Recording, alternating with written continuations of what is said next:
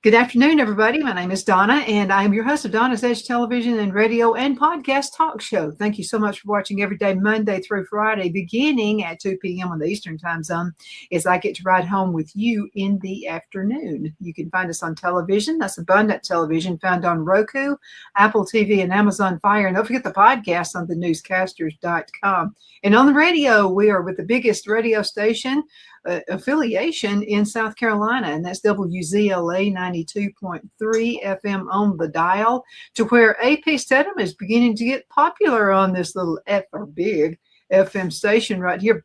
Folks really do like listening to you when it relates to the sports. Oh, thank you. Thank you very much. I really appreciate all the support, and we try to provide some information, and we love the questions when you receive from the audience as well. Yeah, well, you got South Carolinians that really like you. Clemson and South Carolina fans, even North Carolina, up in that area, folks like hearing from you as well. But the big news is the Super Bowl. What was your take on it? Yeah, the Super Bowl. You know, Don, I thought that it would be a closer game, but I believe that Sam Darnold, the more mature quarterback for Seattle, had the slight edge against Drake May. And we noticed during the game that Drake May, there were some open receivers, but he was slightly off. He did have some completions, of course, but a half a dozen or so times the ball was behind the receiver, over the head, maybe to the outside, the right side, left side. And those are crucial plays that if you complete the passes, you're continuing the drive. So they were scoreless at the halftime, and it had a couple of scores after the halftime, but it wasn't enough. And then he was constantly pressured on it. His offensive line had trouble blocking and supporting him. So Sam Darnold and company, that Kenneth Walker, originally played at Wake Forest, and we had a chance to interview him. People could watch that interview on our YouTube channel the week of the ball game. Kenneth Walker, what is he, the fourth, I think, the third, I can't remember, but he played at Wake Forest 3 or 4 years, and then he played 1 year at Michigan State, but he had a big ball game, was the MVP of the game for the Seattle Seahawks. And Don, it was just a real nice pleasure to interview him. He's very soft-spoken. He's from Memphis, and he had a diversion in his career. I mean, because he was at Wake Forest all those years, and ended up at Michigan State. Here he is, the MVP of the Super Bowl, 60th Super Bowl. Wow, what a climb. That's pretty awesome. It really is. Yeah. Most of the questions that I have to you, it actually is pertaining to the halftime. And okay. So it was quite Sure. the show, I understand. Okay. Yeah, sure. So a lot of folks liked it, and some folks didn't. We had mixed views about the Yeah. halftime. Right. I would remind people that, and I was not familiar with Bad Bunny, Donna, but we were at the press conference this week, and I missed a little bit. I was slightly late. I missed some of the other performances, like Charlie Puth. I thought he had a fabulous rendition of the national anthem.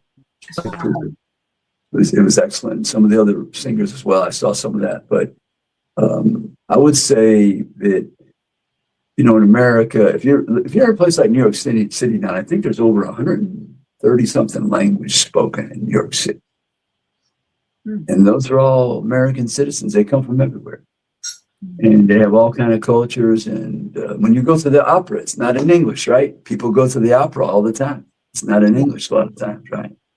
Yeah. So to see someone sing in another language, I don't think that's unusual in America, because we have so many people from all over the world. The melting pot. We accept people from every country in the world. And I would just remind people that Puerto Rico is part of America. Mm-hmm. Is it not? Yeah, sure is. I accept my daughter-in-law, who is from Russia. Right. But what's so funny is none of us know. She doesn't even offer to speak in Russian unless she's mad at my son about something. Right. And I'll say, well, how do you know she's mad? He'll say, it's the way she presents it. That's right. It's the tone. That's right. Communication, 80% is tone, as we all have learned through the years, right? So I would just say the idea that, well, I didn't listen because it wasn't in English. Well, okay, then I guess I can't take it to the opera either. I mean, that's not in English, right? A lot of times. So much was made about it was not being sung in English, and I just found that fascinating. Well, why is that not acceptable to you? We've had music played in America over the years, different languages from all kind of countries, and I don't know, Donna. There's something people try to get us to be against each other, and I just don't quite understand why. I don't understand why, but he must be a pretty good entertainer. He's known worldwide. He's very popular, but a lot was made about the not singing in English. But like I said, he's Puerto Rican, and Puerto Rico is part of America. Yeah. I guess I should leave it at that.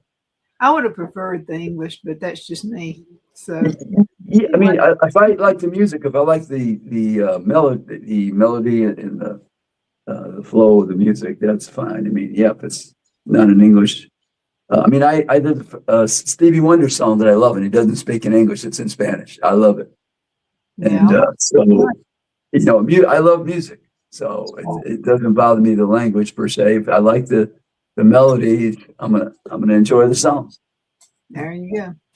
Let's talk about, you had some fascinating interviews last week. Let's talk about we did. We had a chance to, as I say, speak with the MVP and Derek Hall out of Auburn. He was pass rushing, the edge rusher for Seattle, and so he was a big factor in the ball game. He's on our YouTube channel.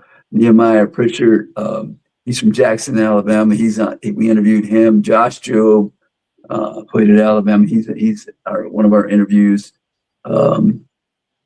We had Carlton Davis, the third. He's one of our interviews.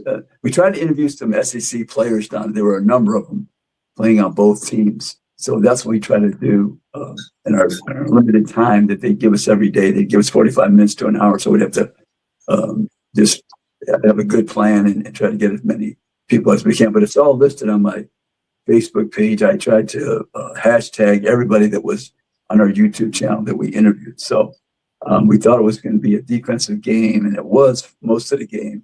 But one of the touchdowns was defensive by Seattle. So it ended up being a two-score game, and Seattle was a stronger team overall. And we know that the Patriots down they had trouble scoring in the playoffs. They had a couple of games, I think 16 points around there they won. But I didn't think they would be able to score under 16 points and win this game, and they didn't. So. Yeah, I just had an interview with one of our regular guests, and he's actually from New England up that way. He was kind of crying a little bit because he was hoping the Patriots would win. Yeah. Like I say, Drake May, the young quarterback, he was not consistent and accurate yesterday, so that contributed. But like I said, he was chased all day by Seattle's defense. They couldn't block those. They were blitzing frequently. Both teams, actually, they were blitzing quarterbacks. So Sam Darnold, he played a good ball game for Seattle. He wasn't exceptional, but he didn't turn the ball over.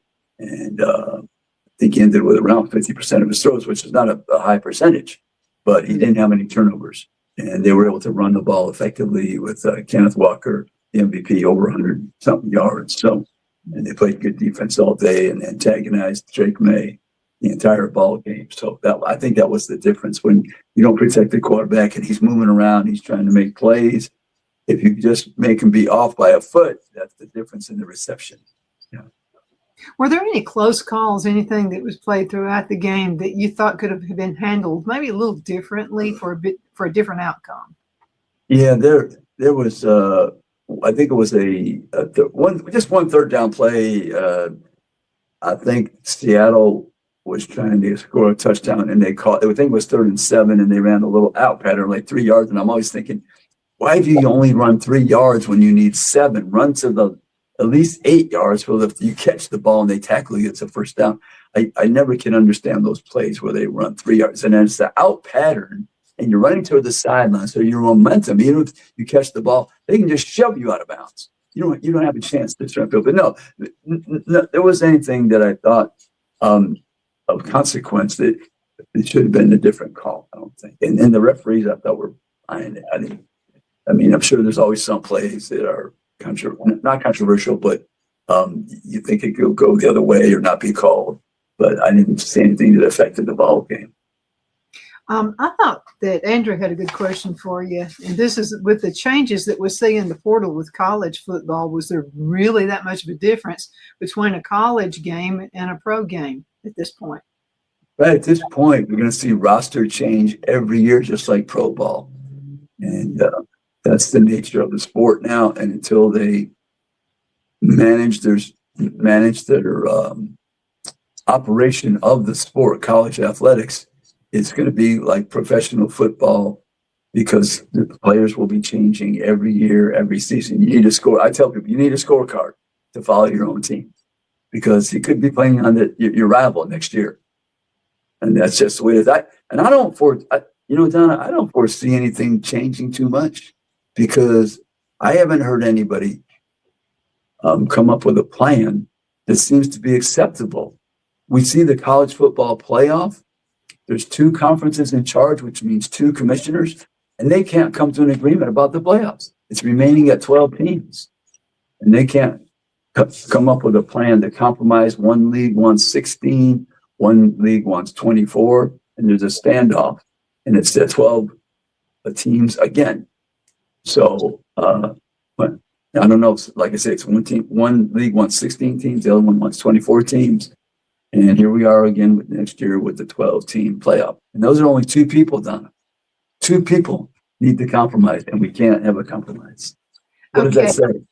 Is there a way to intervene? Is there any one other person within the organization that can just put a stop to all of this and just say, once and for all, let's get this figured out?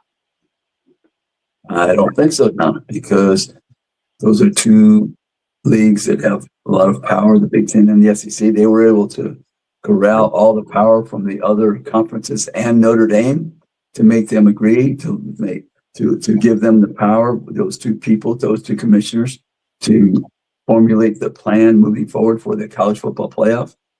And here we are. We can't move. We cannot come to an agreement. So what does that tell you about the world we live in now? Yeah, it's kind of an upside down. 2 people. You can't get less than 2 people. I mean, that's the minimum. And we can't move off that decision of 12. Well, why not have a third one? Is that way that could be kind of a tiebreaker time, kind of a person. Because I don't think those 2 conferences and commissioners believe that another conference is of the same stature. That there's a little bit of a pecking order involved, Donna, with power, which I can't believe if you're playing at the FBS level. I'm giving up my power to 2 other people, and I'm one of the conferences that plays at the FBS level, the top level of football. It doesn't make sense to me. Why don't they have all the conferences? It's 10 of them. I think it's 10 of them in Notre Dame. So that's 11. So you come up with an odd number. And then you just have to live with it. Mm-hmm. If you have a 6-5 decision, let's say, you'd have to live with the decision. But that's not the way the power and the money chooses to legislate their sports. Mm-hmm. Well, let's go into a commercial break. Let's see if we can figure it out when we're on the break. Then we'll tell them how to do it, okay? Okay. In just a few minutes. Queen City Used Car Sales has been serving drivers in the Northeast Alabama area for years with a quality selection of late model used cars, SUVs, and pickup trucks. On top of our extensive selection and competitive prices, We offer professional auto financing services for used car buyers of all credit levels. Whether you've just begun your search or you're ready to secure your next vehicle, at Twin City Used Car Sales, you will drive away with the vehicle of your dreams. The sales and finance staff at Twin City Used Car Sales looks forward to serving you, and you can apply for financing online before your visit to our used dealership in Gadsden, Alabama. Check us out on the web at twincityusedcars.com or go by our location at 901 First Avenue, Gadsden, Alabama. We sincerely look forward to serving you.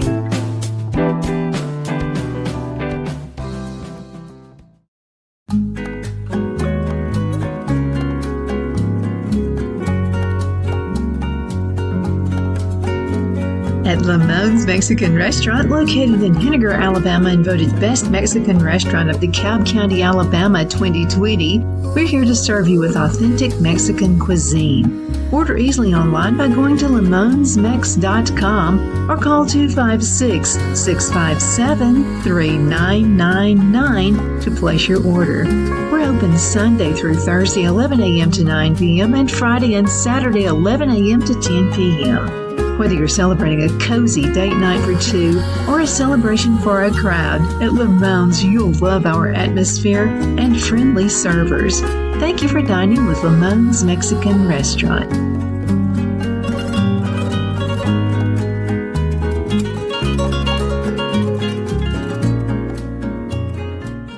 At Liberty Bank, we're all about community, whether it's to help with a charity fundraiser or help families in need. Toys at Christmas or a local football team, we're here for you. You see, we realize the importance of family. Sometimes it's to build a new home or necessary home repairs. We're here for you. If you like the feel of a small town bank with all the conveniences of a big city bank, we're here to serve you. You will find us at any of our convenient locations in DeKalb, Marshall, Etowah, and Blount counties in North Alabama. You can call and speak with any of our friendly staff at 256-659-2175 or check us out on the web at libertybankal.com. And thank you for your support of our community. Member FDIC Equal Housing Lender.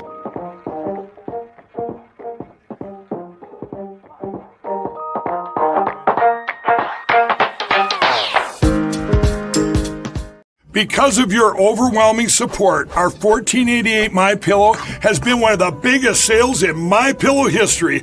I couldn't think of a better way to say thank you than to extend our wholesale pricing through Christmas. Get a classic standard MyPillow for only $14.88. Upgrade to a queen size, just $18.88. King size, only $1 more. Get my body pillows for only $29.88. And ready? Multi-use MyPillows, only $9.88. It's perfect time to stock up for Christmas gifts for everyone on your list. Go to MyPillow.com or call the number on your screen.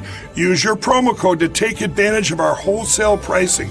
Including my classic standard MyPillow is only $14.88. But that's not all. I'm so confident you're going to love our classic MyPillows that I'm going to extend my 60-day money-back guarantee until March 1st, 2025. Plus, orders over $75 ship absolutely free.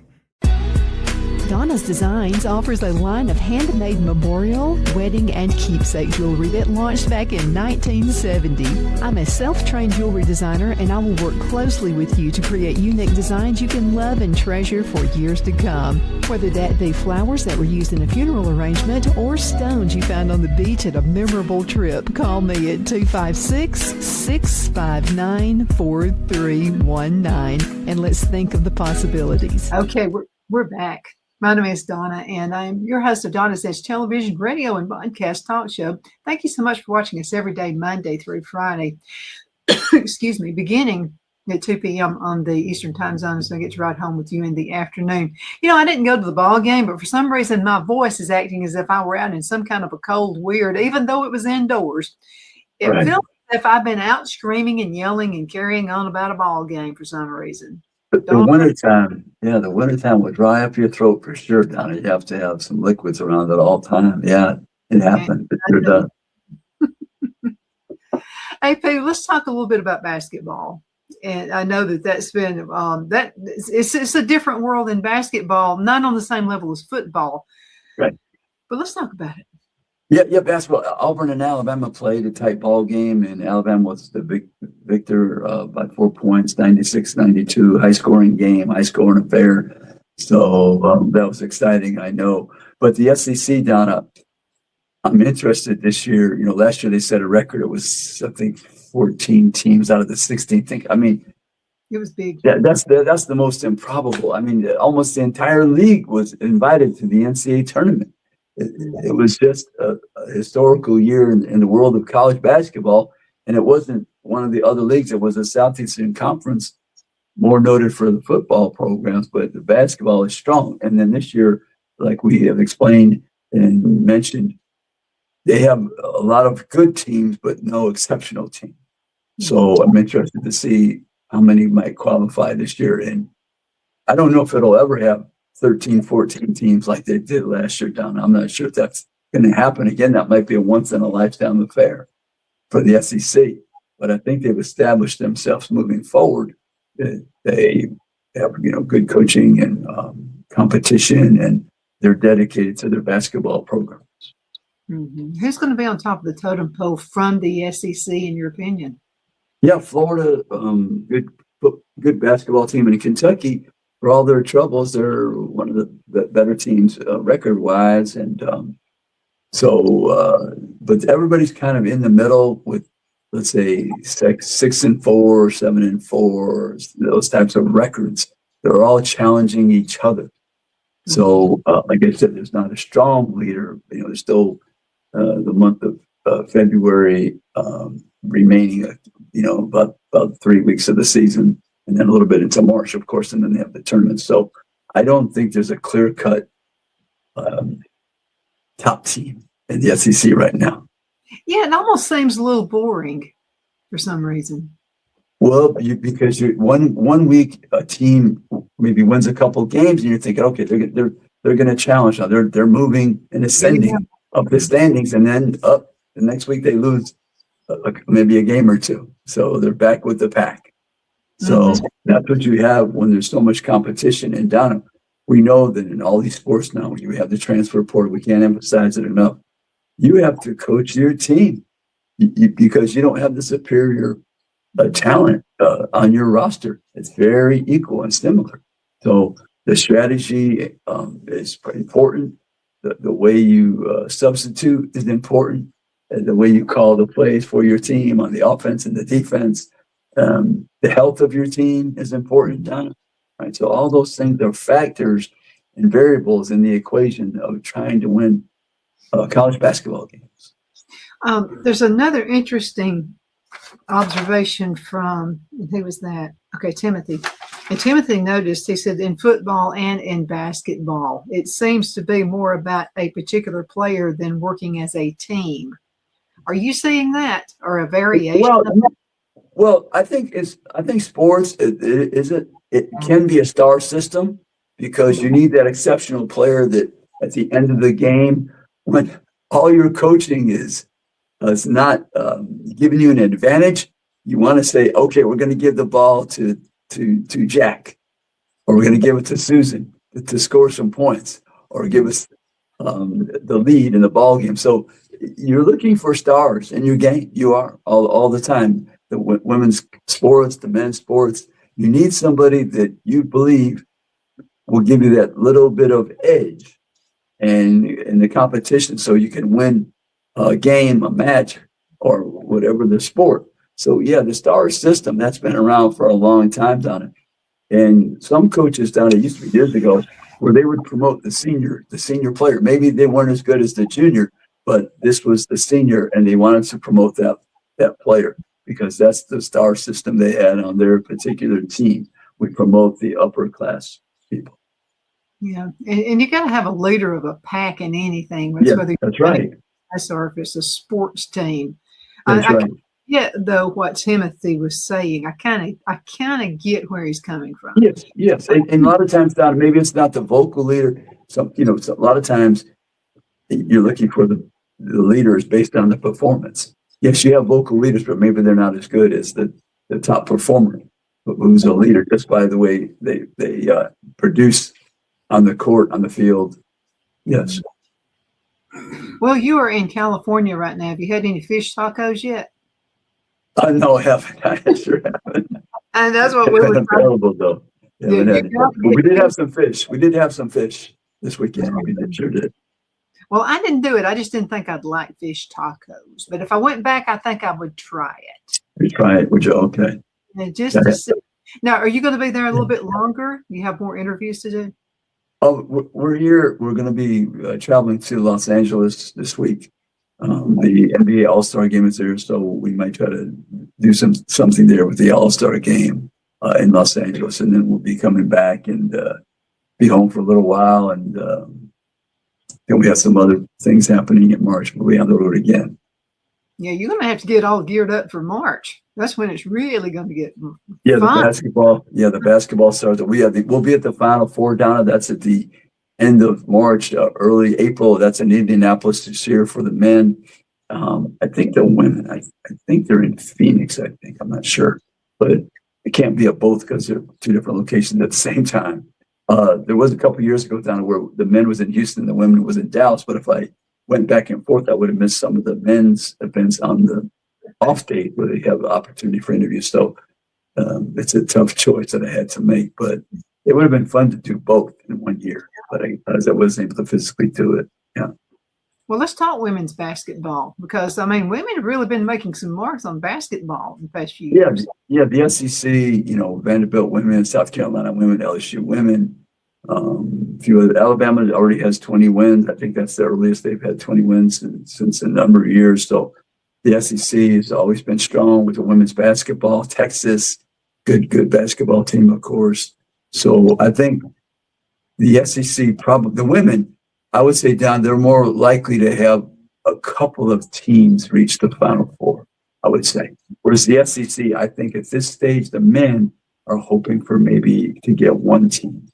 And if they get two, that'd be outstanding, like they did last year, Auburn and Florida. Florida was the eventual champion. But I think the women, there's a better opportunity for them to have, let's say, two teams reach the Final Four. Absolutely. AP, as we see it, you have some guests lined up for this week, or is it too busy a week? Yeah, we didn't line them up yet, but Don, we had interesting guests here at the Super Bowl. We had the Golden Bachelor, Mel Owens, who played for the Los Angeles Rams for 11 years. He's a Michigan man, as they say. He was first team All Big Ten. He's a sports attorney. So he was our guest right on Radio Row. We did that interview. Mel was with us, and had a lot of fun. We really had a great discussion about the Big Ten and the SEC and sports. And then we also had Ron Slay. He was the SEC Player of the Year for Tennessee basketball. He's on the SEC Network. He's an analyst, but I call Ron a dual threat because but not only was a very good basketball player, most outstanding player in the league when he was there at Tennessee, but he knows the football as well. So we had a discussion about some Tennessee football. And so those were our two past guests. I think people would really enjoy watching those interview on our YouTube channel at AP as we see it. And then we're not sure this week about our guests, but it'll be entertaining. We'll get some people, I'm sure. Mm-hmm, absolutely. So a sports attorney. Right. So did he have any insights of what's going to be playing out with the portal the way it is? Yeah, he thinks the system is broken, like everybody, I guess. But I don't know. I don't know if there's one person, Donna, that could manage the whole situation to everybody's satisfaction. I don't see that one person out there. And, well, we're in a divisive world. Some people like Coke and some people like Pepsi. So that's just the way it is. Right. That's the way it is. Yeah. So I think we're going to continue in this vein a while longer with the transfer portal and the name, image, and likeness and the eligibility. That's a subject matter that's still up for discussion. Interesting that Alabama, they have Charles Bediako on the team, and they're in favor of bringing a player who was in the G League and the NBA. And then the commissioner filed, I think, a brief against the decision. So I thought that was kind of fascinating. A school in his own conference is against his wishes. Yeah, and, wow. He came out 2-3 weeks after it happened. So I didn't quite understand the timing, Donna. about the commissioner of the league comes out against your decision at Alabama. That was a little different. AP, we got to call it a day. Thank you so much for being on the show with me today. And thank you guys so much for watching. Continue sending email. AP likes them. Donna at donnasedge.com. Donna at donnasedge.com. Talk to you later.